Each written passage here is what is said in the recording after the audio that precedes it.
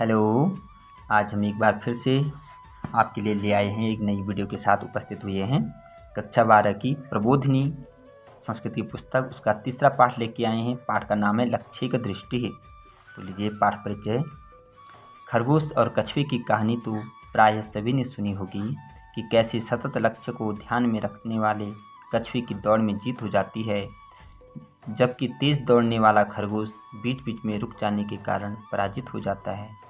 लक्ष्य प्राप्ति तक अनवरत रूप से किया जाने वाला परिश्रम ही लक्ष्य तक पहुंचने का एकमात्र उपाय होता है।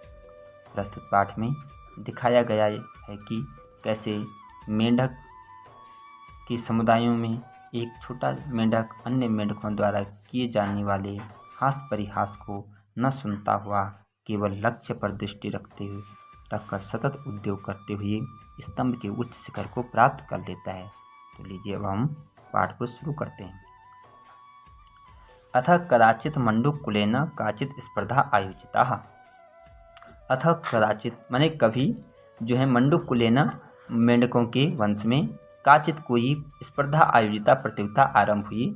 यह समुच्चस्य स्तंभस्य जो स्तंभ के सबसे ऊपर शिखर में सर्वादौ सबसे पहले प्राप्नुयात पहुँचेगा, सह विजयी भवेत् वही विजय घोषित किया जाएगा। इति सर्वे मंडूकः निर्णीतम्।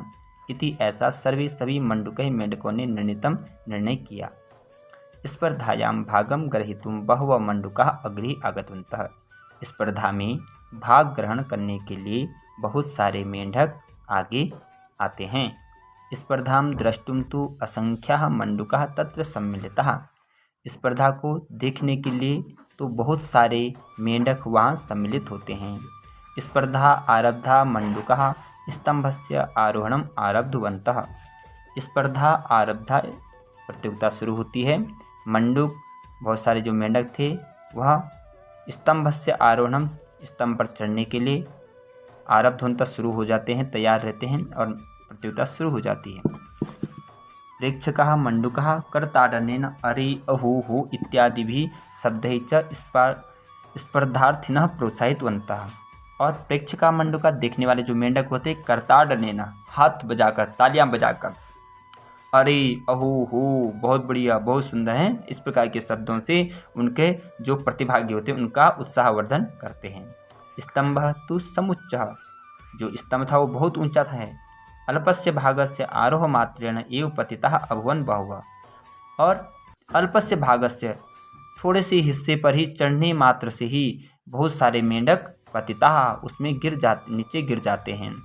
ईसा मनोबलम सुदृढ़मासीत् जिनका मनोबल सुदृढ़ था मजबूत था, ते उत्थाय पुनरपि वे उठ करके फिर आरोहणम प्रयत्नं कृतवन्तः चढ़ने का प्रयास करते हैं। तथापि केनापि मंडूकेन फिर भी कुछ मंडूक स्तंभस्य पादभाग अपि न आरूढ़ कुछ जो हैं उस खंबे के पाद भाग या तो जो उसका मूल भाग था उस पर भी नहीं चढ़ पाते हैं। दर्शकाः स्पर्धार्थिनः च परस्परम अवदन् और जो दर्शक थे वह उन प्रतियोगियों को देख करके आपस में बोल रहे हैं मंडूक कुलीयेन केनचिद अपि स्तंभस्य आरोहणं कर्तुं न शक्यम्। मेंढकों के कुल में केनचिद अपि किसी ने भी आज तक इस स्तंभस्य जो इस खंबा है इस आरोहणम इस पर नहीं चढ़ सका कोई भी आज तक। एवं स्थिति अपि केचन पुनरपि प्रयत्नं कृतवन्तः इस स्थिति के बावजूद भी कुछ मेंढक दोबारा प्रयत्न कर रहे थे चढ़ने का, किंतु अन्येषां मंडूकानां निराशतापूर्ण वचनं श्रुत्वा ते भीताः सन्तः अधः पतितवन्तः। लेकिन अन्य जो मेंढक थे वह इन दर्शक वाले जो मेंढकों की बातों को सुन करके उनके निराशपूर्ण वचन को श्रुत्वा सुन करके वह सभी क्या हो गए, डर के मारे नीचे गिर गए। किंतु एका लघुकायः मंडूकः मंदं मंदं स्तंभस्य आरोहणम् आरब्धवान्। लेकिन उन्हीं में से एक छोटा सा मेंढक धीरे धीरे उस खंबे पर चढ़ना शुरू कर रहा था। एषः लघुकायः कथम स्तंभस्य आरोहणं कुर्यात् यह छोटा मेंढक कैसे इस खंबे पर आरोहण अर्थात चढ़ पाएगा। इति सर्वे उपहासवन्तः इस प्रकार से सभी उसका उपहास उड़ा रहे थे, उसका मजाक उड़ा रहे थे। अल्पे एव काले सह लघुकाय स्तंभस्य मध्यभागं प्राप्नुयात् और बहुत कम समय में ही वह उस स्तंभ के मध्य भाग में पहुंच जाता है। अयि पतिष्यति भवान, अरे यह तो तुम गिर जाओगे। भो, अरे किमर्थम एतत् साहसं भवत्, तुम क्यों ऐसा साहस कर रहे हो। अयि भो, अरे सुनो, भवतः प्रयासः व्यर्थम, तुम्हारा यह प्रयास बेकार है। इत्यादि वचनानि मंडूकानां मुखात् निर्गतानि, इस प्रकार की बहुत सारी बातें मेंढकों के मुख से निकल रही थी। तथापि सः लघुकाय मंडूकः निरंतरम अग्रे अगच्छत्, फिर भी वह छोटा सा जो मेंढक था वह लगातार आगे चला जा रहा था। सर्वेषु आश्चर्येण पश्यत्सु, और सभी आश्चर्य के साथ उसे देख रहे थे। सः स्तंभस्य अग्रभागम अपि प्राप्नुयात्, और वह उस स्तंभ के अगले भाग में पहुंच जाता है। तो इस प्रकार से यह जो मेंढक था वह और मेंढकों को की जो चुनौती थी उसे क्या करता है, स्वीकार करता हुआ और आगे बढ़ता जाता है। आगे बढ़ने के बाद फिर क्या होता है, एतत् दृष्ट्वा सर्वे आश्चर्येण स्तब्धा, यह देख करके सारे के सारे मेंढक क्या हो गए, आश्चर्यचकित हो गए।